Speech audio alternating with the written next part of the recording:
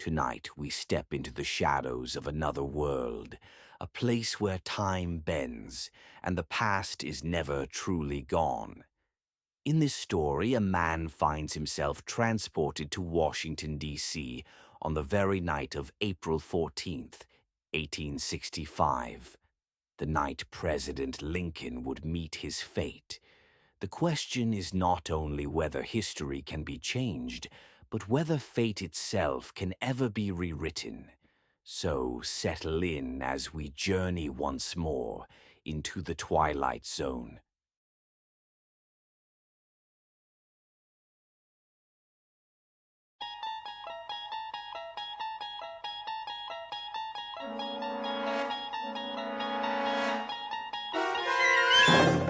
You're traveling through another dimension.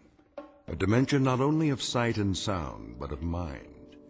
A journey into a wondrous land whose boundaries are those of imagination. Your next stop, the Twilight Zone.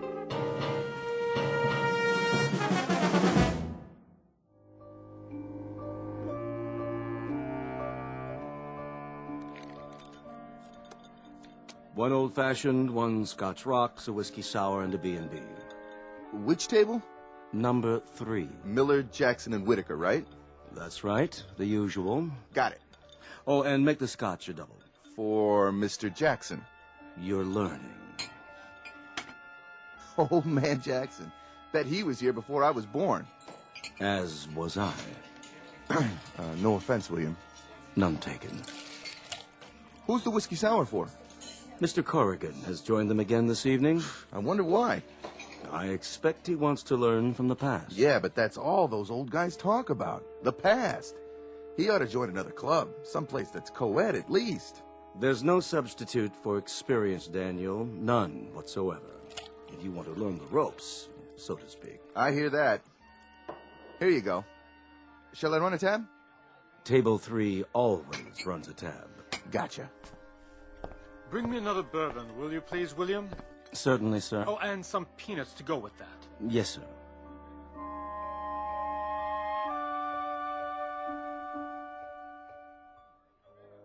Well, that trumps me. No more cards, gentlemen. You've picked my pockets again. We play by the honor system, Corrigan. You know you have a line of credit with us. No, not tonight. Unless you care to let me make that last bid over again. You don't think that would change anything, do you, Peter? We had you on the ropes 10 minutes ago. Yes, but if I bid spades instead of hearts. Wouldn't have made a bit of difference. Trust me, boy. I do trust you, Mr. Jackson. It was my error. No doubt about that. You have a point, though. One small detail, a jog to the left instead of the right, say, and things might turn out quite differently. Just put the drinks down over there, would you, William? Of course. So you're saying? He's saying that life turns on the finest of points, and I must say I agree. In a game of cards, yes, but... Will there be anything else? Not just now, William. Very good, sir. What exactly are you getting at? Oh, we've all seen it time and again. One vote more or less on the floor, a scandal that might have been avoided, and our current political standings would be quite different. It's a matter of choices as well as luck. Let's say, Corrigan, that you go back in time. Yes, and if that were possible, there'd be nothing to stop me from altering the course of history. Is that it? Imagine this. It's October 1929, the day before the stock market crashed. If only my grandfather had known about that one. You know that on the following morning, the securities are going to tumble into an abyss. And how would I know? Because you carry with you the knowledge of the present, of what's to come. Of course. Of course. Now, using that prior knowledge, there are 100 things you can do to protect yourself. But following your logic, I'd be anachronism.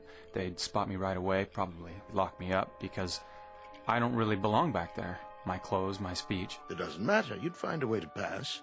The important thing is, once you were there, you could sell your holdings the day before the crash. As my grandfather should have. All right, but what if I did, and that very act started the crash a day earlier? He does have a point. Though even that's unlikely. How so? Hear me out. History tells us that on October 24th, 1929, the bottom dropped out of the stock market. That's a fixed date, October 24th, 1929. It already exists as an event in the history of the 20th century, in our own past. The forces that made us as we are. Ergo, by definition, it can't be altered, not by those of us who are products of those very events. You see?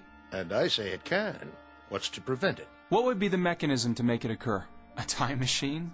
Some technology that hasn't been invented yet? What's the mechanism for human life? Birth and death.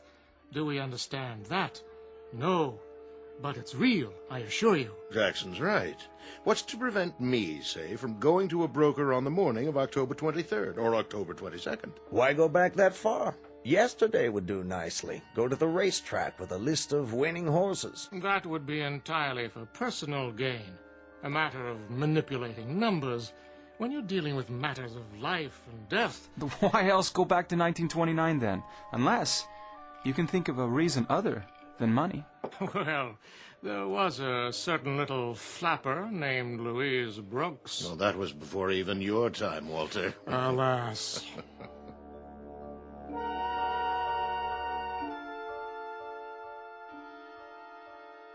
Witness a theoretical argument at the very private Potomac Club in Washington, D.C. The club was founded in 1858, but the argument is occurring in the present between four intelligent men. They're talking about an improbable thing, whether it's possible to go back in time. A friendly debate after a game of cards revolving around a simple issue. Could a human being actually change what has happened before? Interesting and theoretical, because who ever heard of a man going back in time? Until tonight, that is. Because the Potomac Club just happens to be situated not only in Washington, D.C., but somewhere near the edges of the Twilight Zone. And now, The Twilight Zone and our story, Back There, starring Jim Caviezel, with Stacy Keach as your narrator.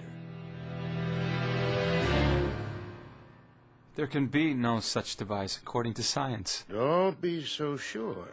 The answer may lie within, rather than from a deus ex machina. Ever hear of black ops? I've heard of men in black. Same thing. There's secret funding going on right now, strictly off the books, you understand, to project the minds of CIA agents to other locations. Now, if they can do that, using only brainwaves... Who says they can do that? Gentlemen, we've strayed from the subject.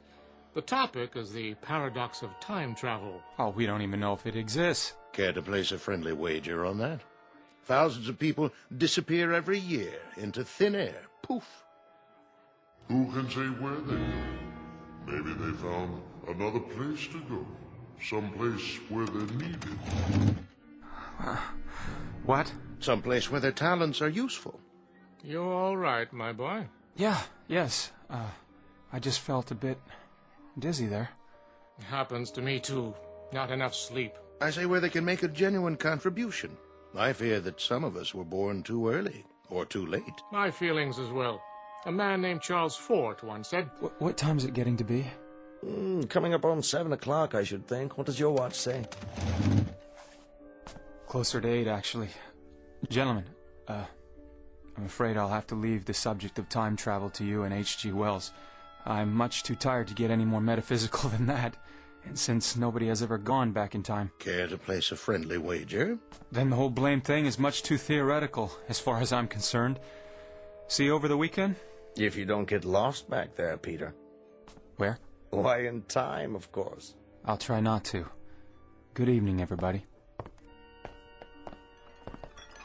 Leaving, Mr. Corrigan? That's right, William. Good night. Oh, I'm desperately sorry, sir. I've spilled coffee on your sleeve. No harm, William. No harm at all. Oh, that was clumsy of me. Let me wipe your jacket. No need, honestly.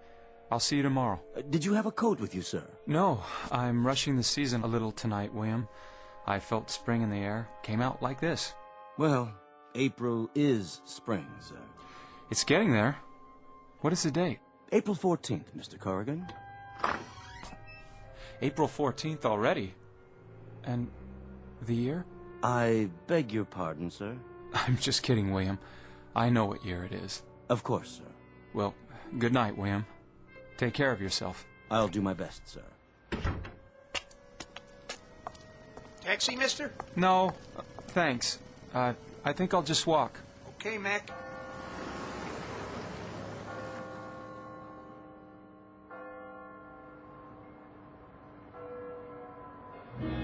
What? What is wrong with me? My head?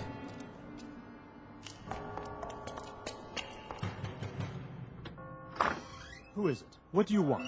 I need to sit down for a moment. I don't feel well. And you are? Peter Corrigan, a guest of Mr. Jackson. Mr. Jackson? I was just inside. No, you were not. Of course I was. We are closed this evening. This is the Potomac Club, isn't it? It is. Then let me in. I left something inside. Now see here, you. The club is closed. But I just left here a minute ago. The devil you did. Are you drunk, young man? Is that it? I am not drunk. I want to see Mr. Jackson. There is no Mr. Jackson here. Or Whitaker, or Millard, or William. Let me talk to William. Where is he? William who? I don't know his last name. William, what's the matter with you? Where did you come from? And what's the idea of those clothes you're wearing? As good as your clothes, sir. Now be gone with you. Hey, come on, open up! You best get away from here. I'll call the police. Go on. Get out of here.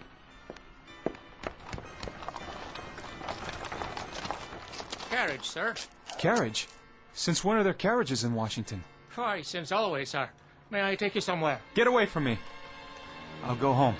That's it. And sleep it off. I'll go home.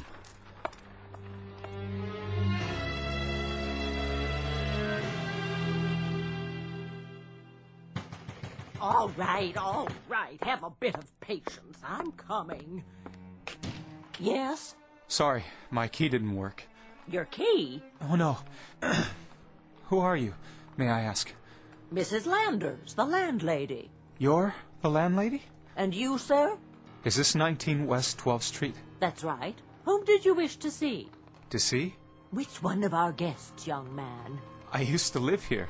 It's the oldest building in this section of town. I was just wondering if... How's that? What I mean is, as I remember it, it was the oldest... Well, now, really, I can't spend the whole evening standing here talking about silly things like which is the oldest building. If there's nothing else... Then, do you have a room? I have, for acceptable boarders. Do you come from around here? Yes. Yes, I do. Army veteran? Yes. As a matter of fact, I am. Well, come in. I'll show you what I have. Your coat. What? Your long coat and your hat. You may leave them by the door. Of course, I'm not used to it. Used to what? The hat. I don't wear a hat very often. May I inquire as to your business? I'm an engineer. Really? A professional man? Well, come upstairs and I'll show you the room. Not the one on the second floor by any chance at the end of the hall? Why, yes. How would you know that? Well, I've heard good reports about your establishment. I'm planning to repaint it soon. Oh, don't do that. I beg your pardon? Well, I mean, I'd like to see it in its original colors, before it is remodeled. Well, I suppose it will do for a while longer. I'm sure it's fine.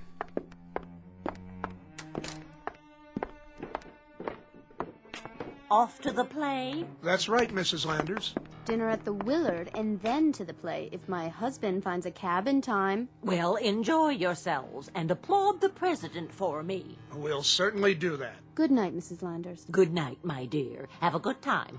This way, Mr. Corrigan. What did you say? What did I say? To whom?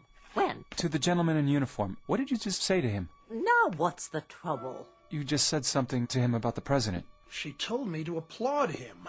Where might your sympathies lie? Yes, young man. Which army were you in? The Army of the Republic, of course. Then why make such an issue of applauding President Lincoln?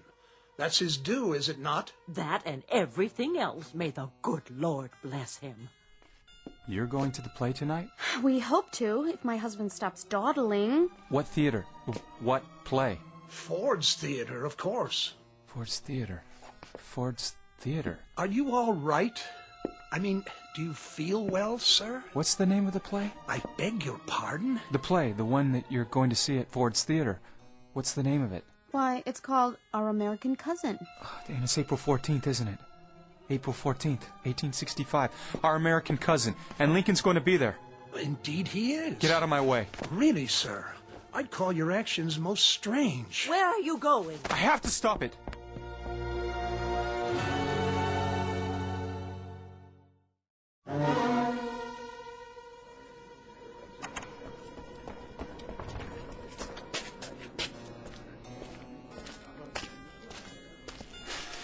Is this Ford's Theater? It is, and who might you be? It doesn't matter. You have to let me in. Are you the new understudy? No, I need to get a message to... Now, you just give me your message and I'll pass it along. You don't understand. This is a matter of life and death. I'm sure it is, but only the cast can get through this door. I'm sorry, I misspoke, you see. I am the new understudy. Name? Peter Corrigan, but you won't find it on the list. I'm a last-minute replacement. Sure. Now, why don't you just tell me your message, and I'll see to it then. Let me in before it's too late. You stay back. I have to get through. President Lincoln is going to be shot tonight. Oh, President Lincoln, is it? Be gone with you now before I call the police. You've got to warn him. Tell everybody or the president is going to die. You shut your lying mouth about the president. It's going to happen unless you tell the guards. There. That'll hold you. Now somebody call the police and get this lunatic out of here.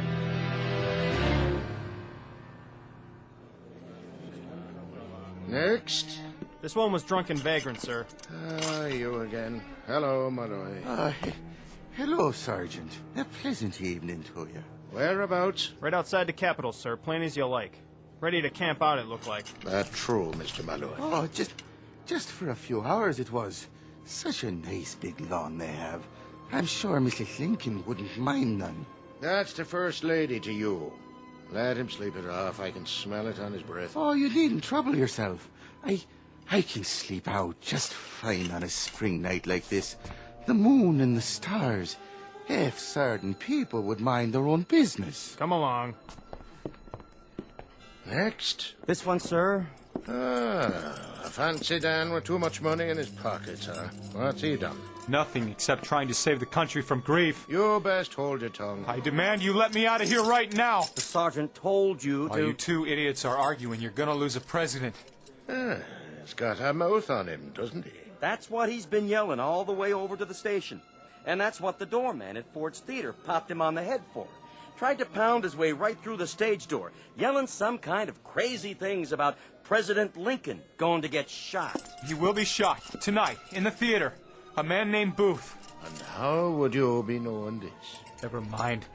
I'm telling you the truth. Now, will you stop wasting time and do something about it? I suppose you've been to one of them seances, some kind of seer or wizard or something with all the fashion these days. Stuff and nonsense, if you ask me. I only know what I know. If I told you how I know, you wouldn't believe me. So, you don't want to answer the question?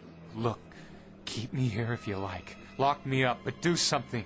Good idea. Turnkey, let this one sleep it off too. Come along. This way. You boobs had better hear me out! Somebody get to the president's box at the Fourth Theater! Either keep him out of there, or put a cordon of men around him! A man named John Wilkes Booth is going to assassinate him tonight!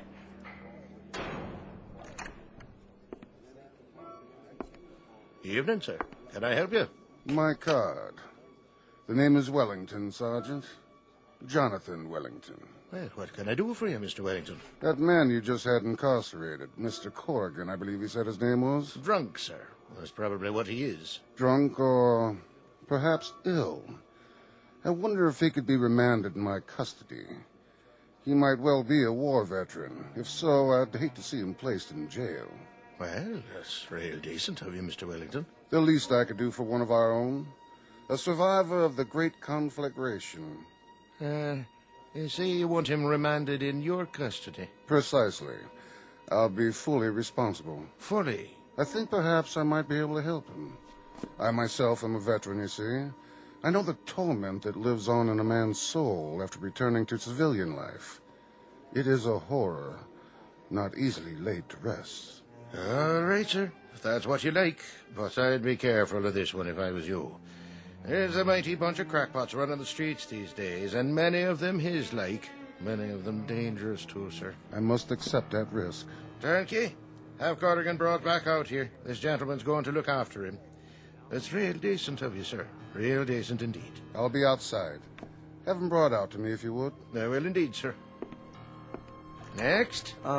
Begging your pardon, Sergeant. What is it?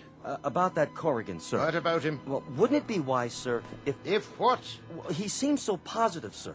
So sure. About the president, I mean. What would you have us do? Send all available police to the Ford Theater? And on what authority?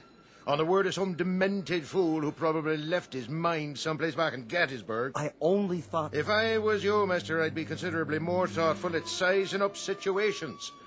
You'll not advance 1/2 grade the next 20 years.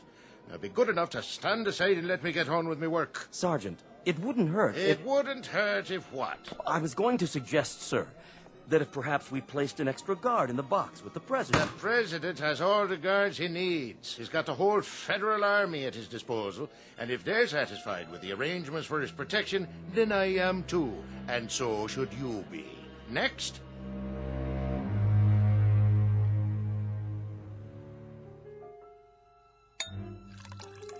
Take this glass of wine. It'll help you relax. Thank you. Feel better? One question. Yes? Who are you? At the moment, I'm your benefactor, and apparently your only friend. Turkish cigarette? I don't smoke. Why did you take me out of the police station?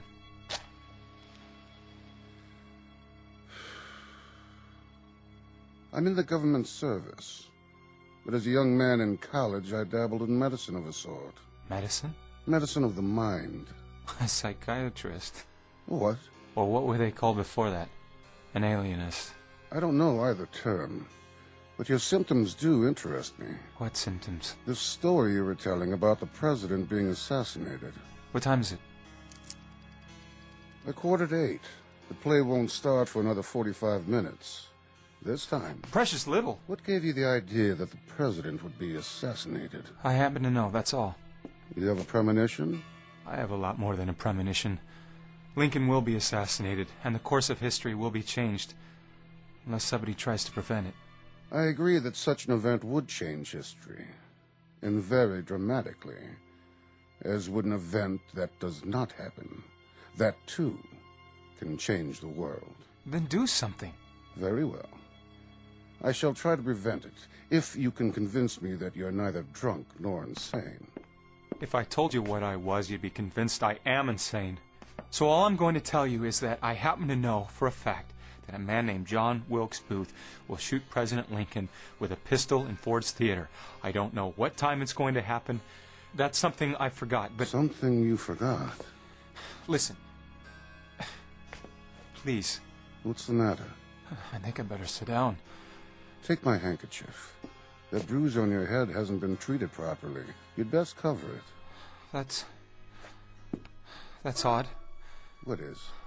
I'm so faint all of a sudden. So weak. It's almost as if I were... As if you were what? As if I suddenly got drunk, or something else. I've never felt like this before. Yes? The wine. You devil. You drugged me. You drugged me, didn't you? You drugged me.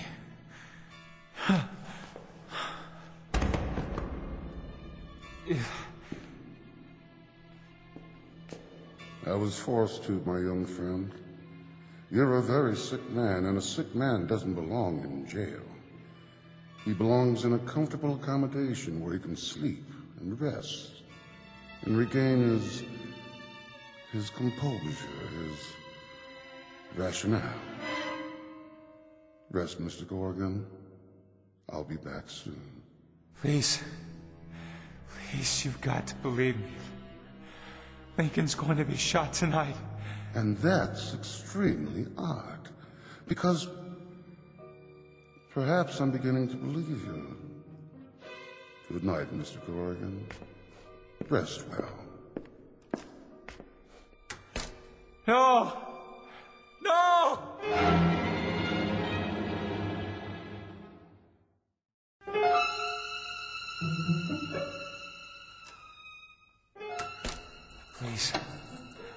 Please. Let me out of this room. It's true. All of it. I know that the President of the United States is going to be assassinated tonight.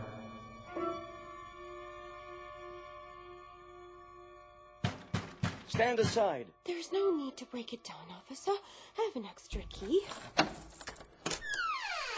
Good Lord! Are you all right, sir? What's happened here? What time is it? You've got to tell me the time. It's 10:35. Come on, Corrigan. Tell me what you know. You may be a madman or a drunk. I'm neither. But you convinced me. I've been everywhere from the mayor's office to the police commissioner's home, trying to get a special guard for the president. And do they agree? Not one. Then go yourself. But I don't have the authority. Find out where he's sitting and get right up alongside him. That's the way it happened. Shot from behind. And then the assassin jumps from the box to the stage, and he runs out of the wings. You're telling me this as if it has already happened. It has happened. It happened 100 years ago, and I've come back here to see that it doesn't happen this time. Where's the man who brought me here? Where's Wellington? Wellington? There's no one here by that name. You're mistaken. Well, I'm the chambermaid, and if he lived here, I'd know about it. Tell me there's no one here by that name. He brought me in here. He lives in this room. Look, this is the handkerchief he gave me. Let me see that. No Wellington. I'm positive. I tell you, his name was... See for yourself. The initials on the handkerchief. JWB. That's right. Mr. John Wilkes Booth lives in this room, and that's what brought you here. Booth? He said his name was Wellington. That's why he drugged me. Drugged, sir? He gave me wine and drugged me. He didn't want me to stop him. He's the one who's going to do it. Surely not, sir. Not Mr. Booth. Listen, officer, you've got to get to that theater. You've got to stop him. John Wilkes Booth. He's going to kill Lincoln. Will you leave here at once and stop him? Will you, please? Wait, what's that outside? The president's been shot. President Lincoln's been assassinated. Lincoln is dying. Oh, saints, preserve us. Oh, dear God. You were right. You did know.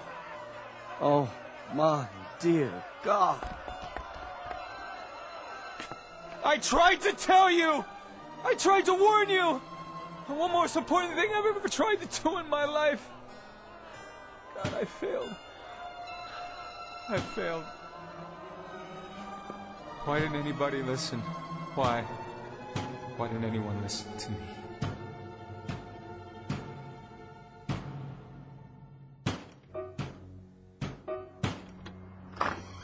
Good evening, Mr. Corrigan. Did you forget something, sir? What? Forget something? You just left a moment ago, sir. I thought you forgot something. A moment ago? Yes, sir. Where's William? William, sir? There's no attendant named William here.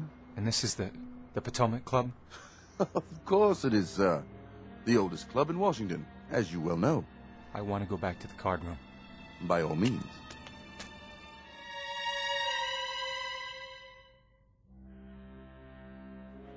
Well, invest in new technology all you like, but I stand by a traditional portfolio. Nonsense. The digital revolution has rendered the old methods obsolete. As am I, gentlemen, and yet I keep on ticking. Diversifying is the key. Muni bonds, long-term certificates, real estate holdings. Ah, back so soon, Pete. Couldn't stay away. Come on over and join this bull session. It has to do with the best ways of amassing a fortune. What are your tried and true methods? We were talking about time travel, about going back in time. Oh, that's old hat. We're on a new tack now. Money, and the best ways to acquire it. Listen, all of you. I want to tell you something. Of course, old man. Are you all right?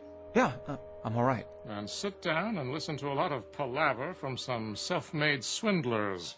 Who's the fourth man? Why, I think you know him. You most certainly do. Turn around so Corrigan here can see you. Hello, Peter.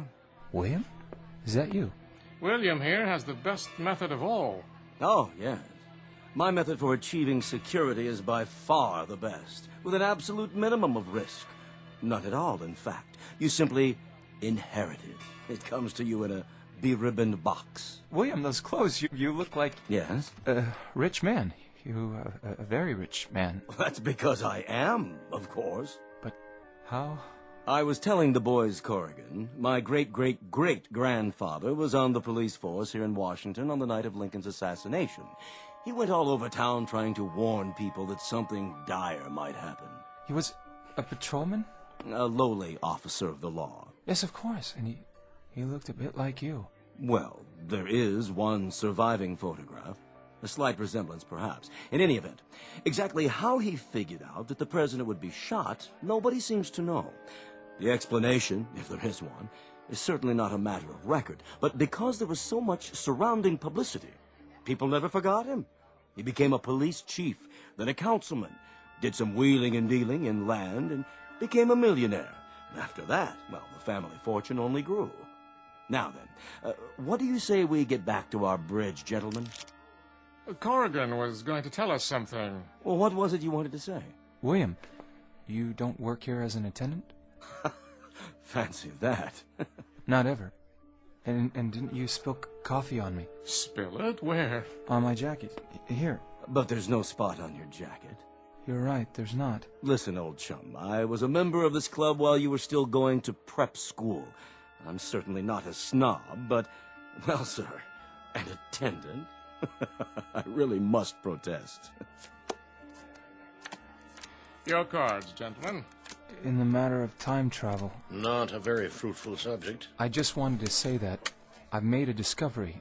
Some things can be changed, and others can't. The most important ones, the ones that alter the world too profoundly. It must be that such matters are in hands greater than ours, because otherwise the present couldn't exist. Not in any form that we might recognize or even be a part of. Just as you say, Pete.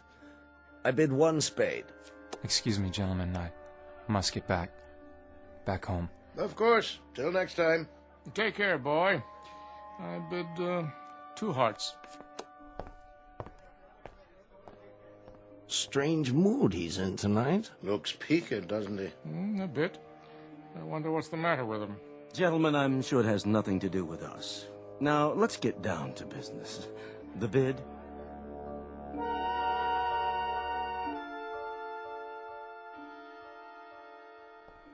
Good night, Mr. Corrigan. Wait. Yes, sir? How long have you worked here? At the Potomac. It's been 17 years now.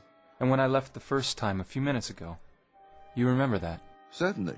You were the attendant who saw me out. Why, yes, sir. I see. Will there be anything else? I guess not. Well, good night, then.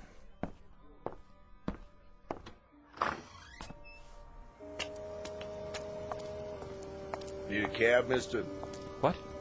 Oh, no. I'm afraid I'll have to find my own way home tonight. Whatever you say, Mac.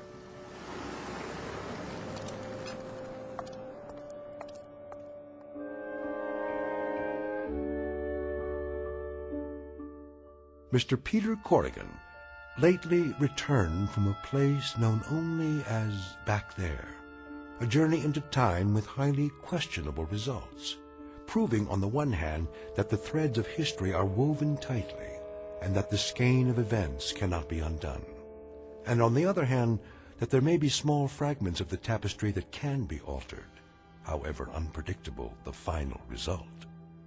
Our thesis to be taken as you will in the Twilight Zone.